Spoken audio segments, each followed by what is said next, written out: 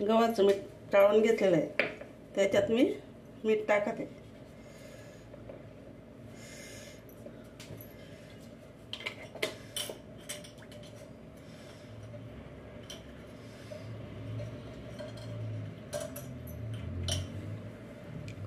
थोडी हळद टाकते कलर येण्यासाठी.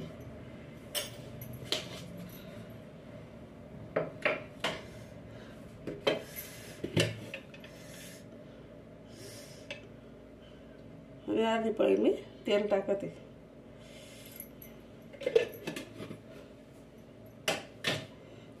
आता याला सगळं एकत्र करून मळून घ्यायचे.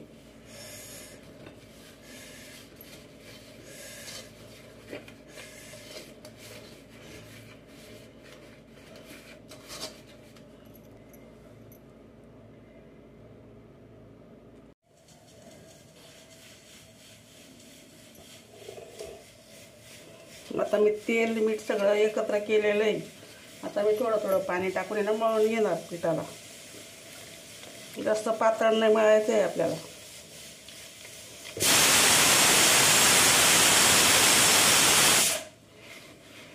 असं करूनच मळायचं.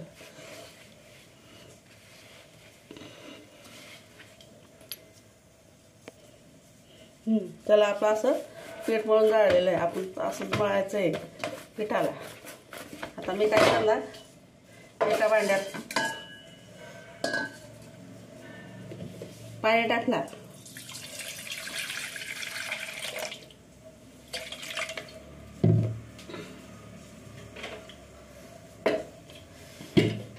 आणि थोडं तेल टाकणार.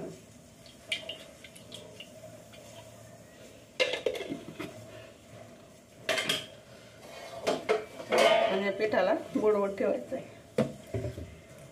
असं बुडवून ठेवायचं.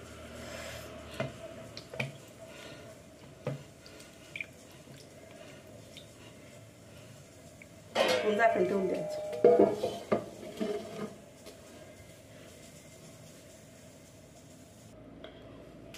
आता आपली डाळ किती छान शिजलेली, एकदम मऊ झालेली. आता याचं पाणी गाळून घेऊ. आणि डाळने त्याचं पाणी गाळून घ्यायचं.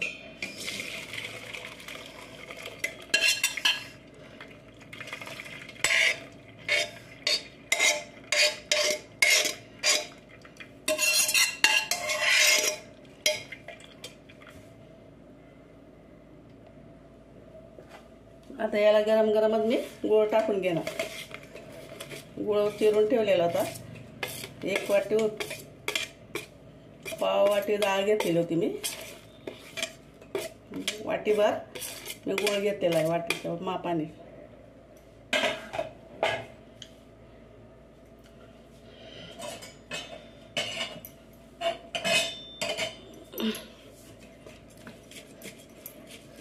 मस्त आपल्याला एवढं छान शिजून झालेली आहे आपली डाळ.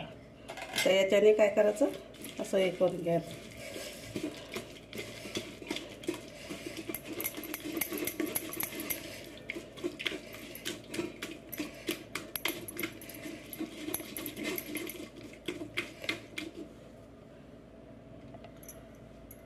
आता आपलं हे पुरण सगळं तयार झालेलं आहे. आपण या कढईत काढून घेणार आणि त्याला गॅसवरती कोरडा करण्यासाठी ठेवणार.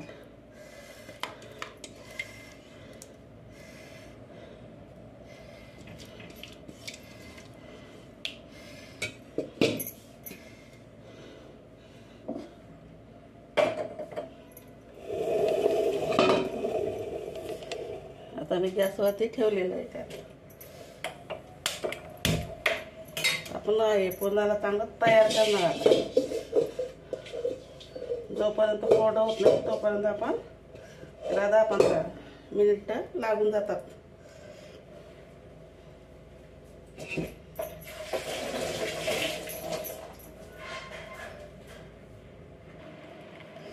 चला आता आपण याच्यात आहे ना आपलं पुरण तयार होण्यात आलेलं आहे. आता आपण हे विलायची पावडर टाकू आणि हे जायफळ पिसून टाकायचं.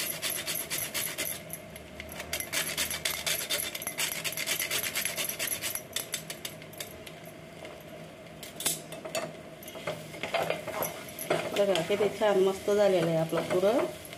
असं झालेलं आहे आपलं पुरण. चला आपलं आता हे पुरण पण छान झालेले गोळे बनवून घेतलेले आहे मी. आणि आपलं पीठ पण मस्त मळून झालेलं आहे. अजून एक वेळेस त्याला चांगलं मळून घ्यायचं.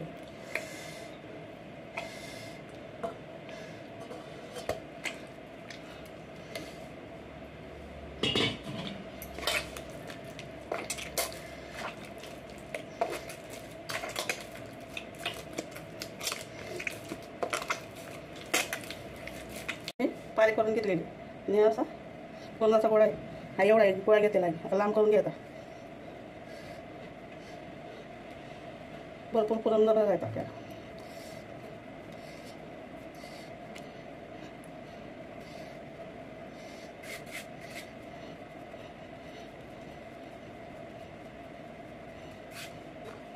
आणि आता तांदळाच्या पिठावर काढून घ्यायचे आपल्याला. आणि असं प्रेस करून घ्यायचं. असं दाबून घ्यायचं.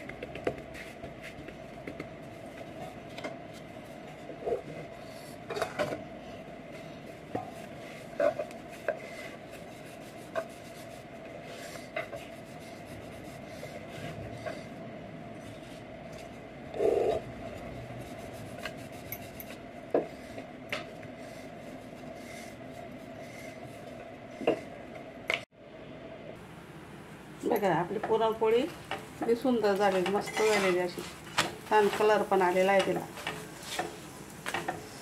मस्त फुगत पण आहे.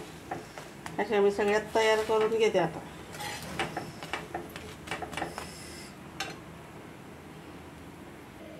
बघा आपली पुरणपोळी अशी मस्त तयार झालेली. बघा एकदम मस्त फुलून आलेली आहे. सगळ्या पुरणपोळ्या माझ्या तयार झालेल्या आहेत.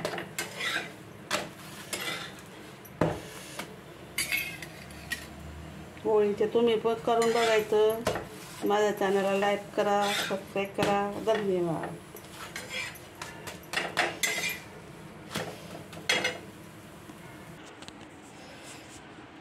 बघा किती छान झालेले आहे आपल्या पुरणपोळ्या. एकदम मस्त झालेले आहे. बघा पूर्णच मस्त मऊ मऊ लुसलुसीत झालेली आहे. बघा एकदम मऊ झालेलं आहे. हे बघा असं तुम्ही बी करायचं होळीच्या दिवशी.